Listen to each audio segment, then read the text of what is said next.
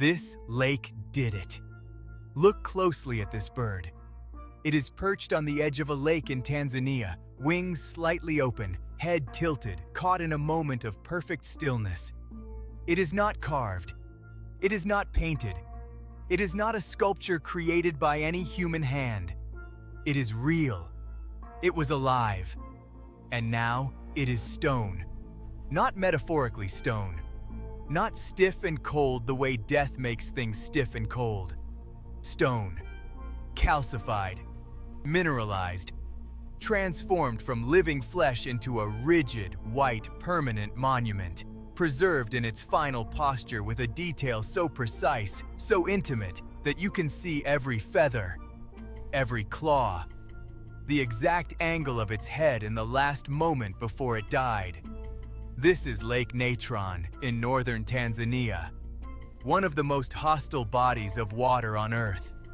And what it does to the animals that touch its surface is one of the strangest, most visually arresting, most chemically fascinating phenomena in the natural world. Welcome to the lake that turns life into art, whether you want it to or not. Lake Natron sits in the East African Rift Valley, one of the most geologically violent landscapes on Earth, where the African continent is slowly tearing itself apart along a massive fracture that runs from the Red Sea down through eastern Africa. The rift is not just a geographical feature. It is a window into the Earth's interior. Volcanic activity along the rift generates heat that rises through the crust, warming the ground, feeding hot springs, and, crucially for Lake Natron, releasing enormous quantities of sodium carbonate and other mineral salts into the water table. The lake itself is fed primarily by the Ewaso Ngiro River and by hot springs around its edges. Those springs carry minerals leached from the volcanic rock: sodium carbonate, sodium bicarbonate, calcium carbonate, in concentrations that make the lake's chemistry extraordinary. The pH of Lake Natron ranges between 9 and 10.5. For reference, pure water has a pH of 7. Battery acid has a pH of 0. Household bleach has a pH of approximately 12.5. Lake Natron sits closer to bleach than to water. It is one of the most alkaline bodies of water on Earth. Its surface temperature, heated by the East African sun and by geothermal activity beneath it, can reach 60 degrees Celsius, hot enough to cause severe burns on unprotected skin. And when an animal dies in this water, when a bird or a bat lands on the surface and cannot escape, something happens to its body that has no parallel anywhere else in the natural world. Nick Brandt is a wildlife photographer who spent years documenting the animals of East Africa. In 2012, working on the shore of Lake Natron, he noticed something that stopped him completely. Along the lake's edge, lying in the shallows and on the salt flats, were the calcified bodies of animals. Birds, flamingos, herons, swallows, bats, fish eagles. Each one preserved in extraordinary detail, their forms coated in a hard white mineral crust that had locked them into their final postures with the precision of a casting mold. Brandt photographed them. He even repositioned some of them, gently, carefully, into poses that emphasized their uncanny sculptural quality, standing them upright on branches and rocks as if they were still alive. The photographs went around the world, but the images, extraordinary as they are, only tell part of the story. The full story is chemical, and the chemistry is, in its own way, even stranger than the pictures. When an animal dies in Lake Natron, the highly alkaline water begins an immediate and aggressive chemical process on the body. Sodium carbonate, the same compound used in ancient Egypt for mummification, known then as natron, which is where the lake gets its name, penetrates the tissues. It reacts with the fats and proteins in the body, breaking down the cell structures through a process called saponification, converting organic material into a stable, mineralized form. At the same time, calcium carbonate from the lake water begins to deposit on the body's surface and within its tissues. The same compound that forms limestone and marble, the same compound that builds coral reefs and stalactites and the shells of marine creatures. The combination of these two processes, the chemical transformation of the body's own organic material and the external deposition of mineral calcium, produces a calcified shell around and throughout the body. A natural cast formed from the inside and outside simultaneously that preserves the animal's shape with a fidelity that no human preservation technique can match. The process is not instantaneous. It takes weeks or months, depending on the size of the animal and its position in the water. But the result is permanent.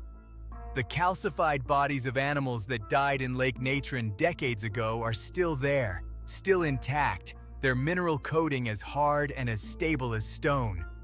This is nature's own museum, built without intention, without curation, curated only by the random circumstances of which animals flew too low, landed in the wrong place, or were disoriented enough by the lake's reflective surface to miss the ground entirely.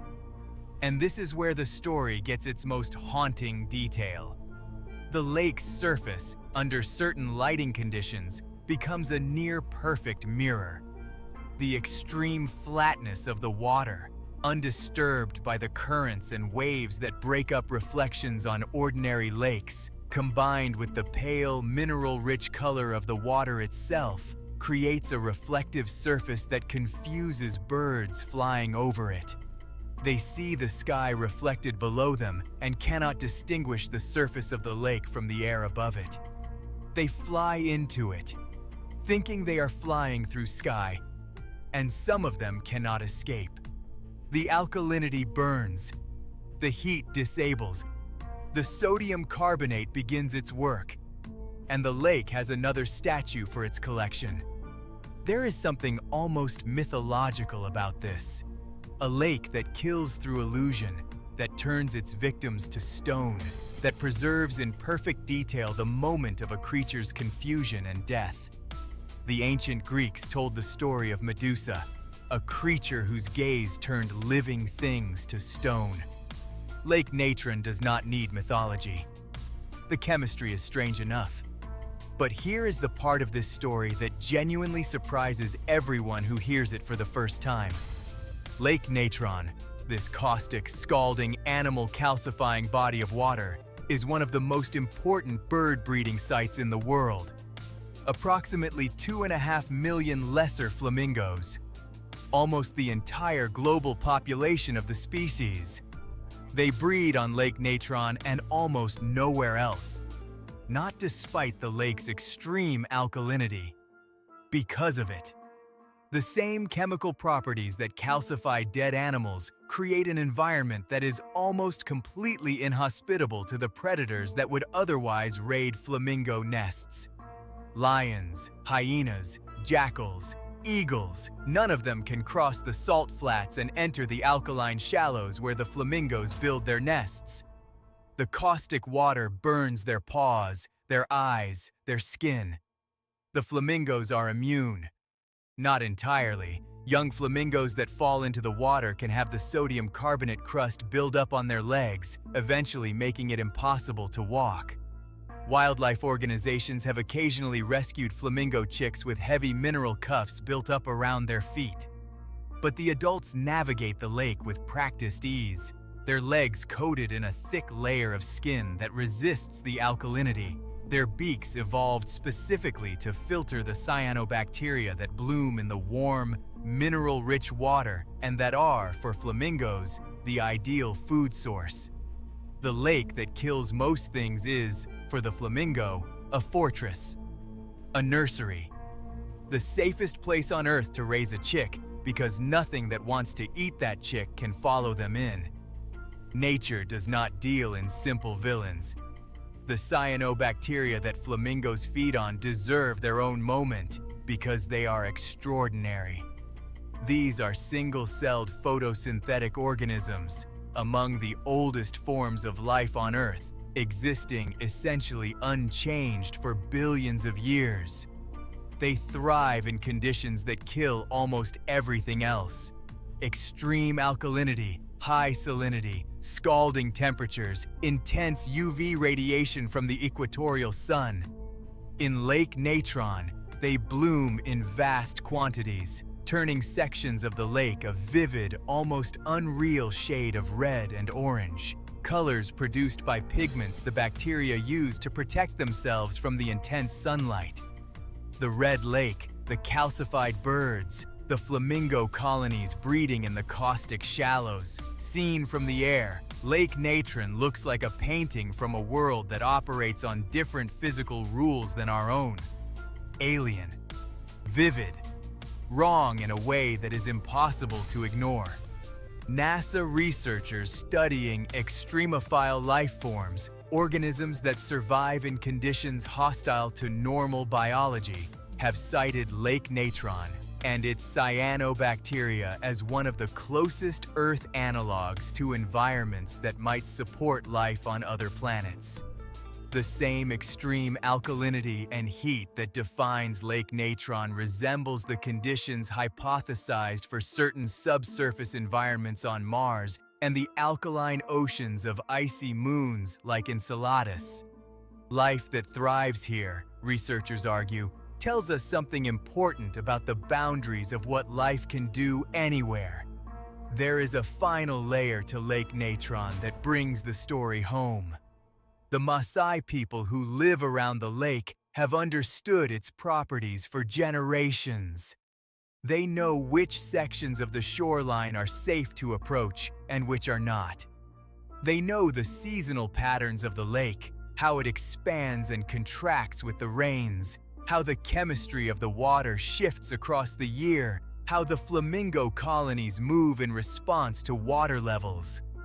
They have lived beside this extraordinary, dangerous, life-giving lake for centuries without being destroyed by it, because they learned it. They paid attention to it.